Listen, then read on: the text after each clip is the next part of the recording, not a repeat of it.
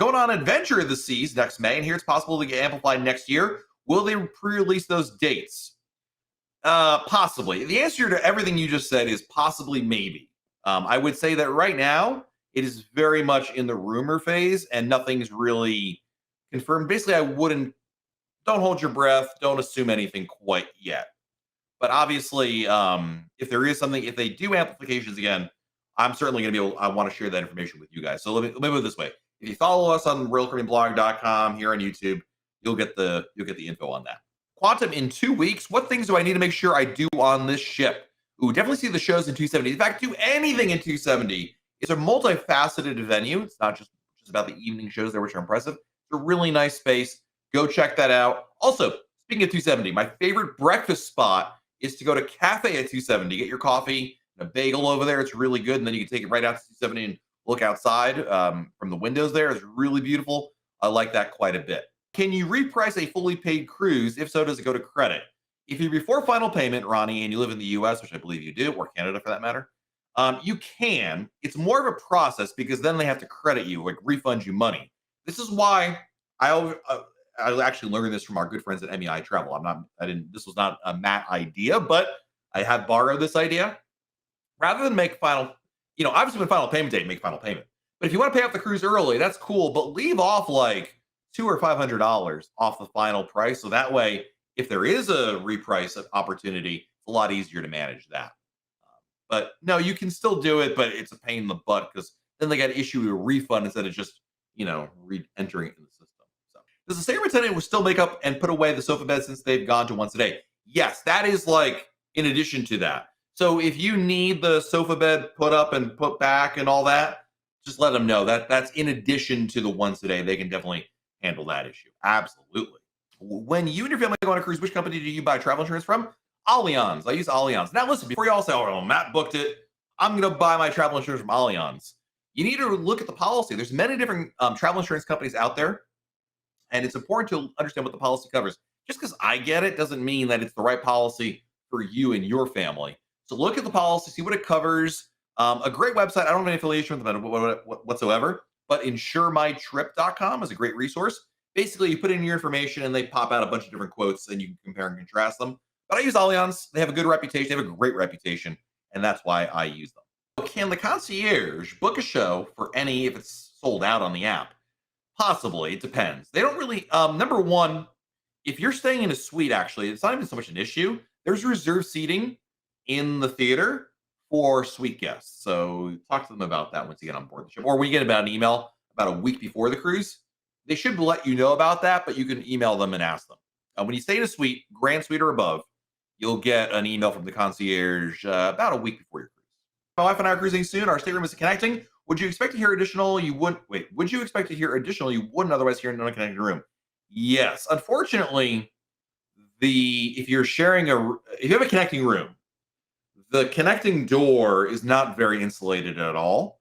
And I would say there's absolutely more noise bleed between the rooms than there would be if you had the exact same rooms but no connecting door. It's actually a really good tip if you're booking a cruise. Don't book a connecting cabin if you don't know the person on the other side of the connecting door. So if that's still an option for you, change your room. You can always change cabins. There's no fee for that. If there's another one at the same category of yours. What is a must-do on Oasis of the Seas?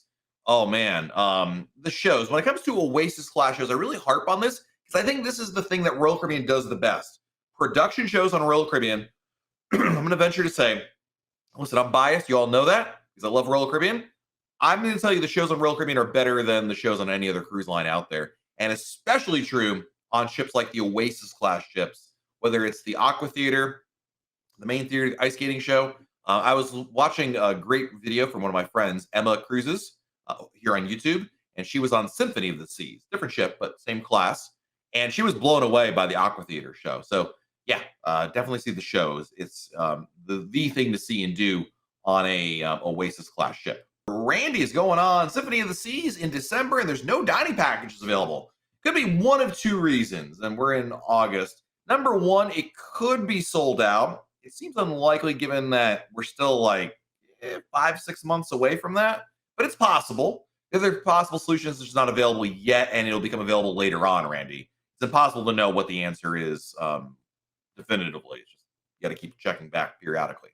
Have I ever stayed in a Central Park View interior? I have not stayed in them, but I've seen them. I've been in them. It's kind of neat. I mean, there are not very many of them, but this is basically, imagine an ocean view cabin. So a porthole, but instead of it facing the ocean, it faces the Central Park. The price is right, sure, why not? Some natural light is natural better than an inside room because you get more natural light in that regard. Besides beaches, what is there to do in St. Thomas? We arrive at 8 a.m. and leave at 3 p.m. Go downtown. I say, if you're not interested in the beach, I would say go to Charlotte Amalie, which is the capital of St. Thomas. And it's not a big city. It's not like San Juan, Puerto Rico, but it's a decent sized city. There's dining, there's good shopping in there.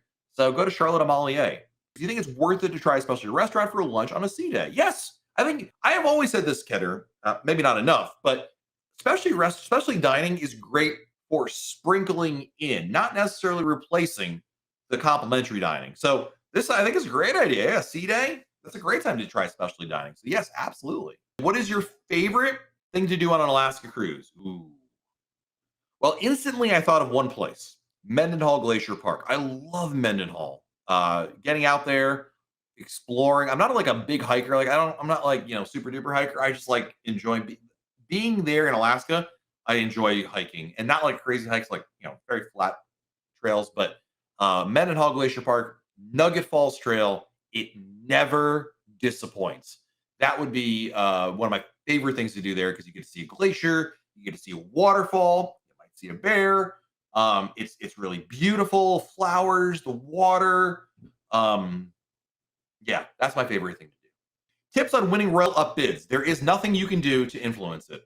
I wrote an article about this like a month ago now at this point. It's all luck. There's nothing you can do.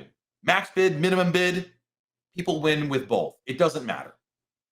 It's like winning the lottery. You got about the same kind of chances, or there's nothing you can do to really make it. I not to be a Debbie Downer on it, but it's just in my experience. And I reached out to some travel agent friends. I'm like, listen, maybe I don't know this. You could do this a lot more with RoyalUp with your clients. What has been your experience? Every single agent came back with the exact same answer. It's all luck. Then it's stupid luck. And who knows? Is a 3 to 4 day cruise great introduction for a first timer? No. Oh, I mean, I wouldn't say like you should avoid it, but since you're asking, I would say a 7-night cruise is the way to go for a first time cruiser. 7 nights is the perfect amount of time. You get a blend of sea days and port days. 3 and 4 day cruises are the kind of cruises you use to sprinkle in and fill in the gaps between other cruises.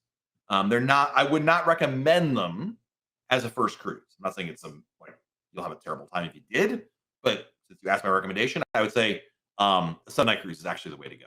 What do you think about the Oasis class ship that'll be coming out of 2024, Utopia? Have you booked on that ship yet? Yes, I have. Let me tell you something, Texas girl. If I've learned one thing from Royal Caribbean over the years, it's that they build these new ships. There's a lot of commonalities. I mean, this is the 6th Oasis class ship, and so there's a lot of commonalities between them all. But Royal Caribbean still adds some new things on there. There's going to be a brand new immersive dining experience that makes you feel like you're on an old classic train. They're going to put an Izumi in Central Park. They're making lots of different tweaks to the ship. So I'm very excited for it. I think it's going to be really cool to be able to see where it is. Tips out of Port Canaveral. Don't overlook Orlando as a place to stay. A lot of people go on a cruise to Port Canaveral and they're like, oh, well, my cruise is in Port Canaveral. I need to get a hotel at Cocoa Beach. And there are some great hotels at Cocoa Beach, right? Don't get me wrong. But if you're flying into Orlando anyway, there are way more hotels in Orlando, and they're probably cheaper, and they're nicer on average. There are nicer hotels to choose from in general in Orlando. So don't overlook that.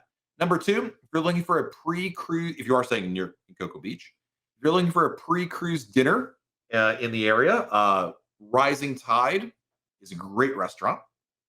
If you got kids, it's a good place for kids too. Anyway, another place would be we'll take the kids to the I believe it's Cocoa Beach Ale House. That's a good spot. Been there a couple times.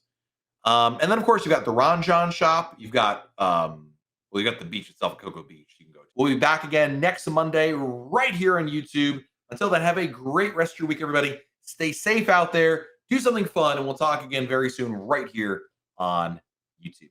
Bye, everybody.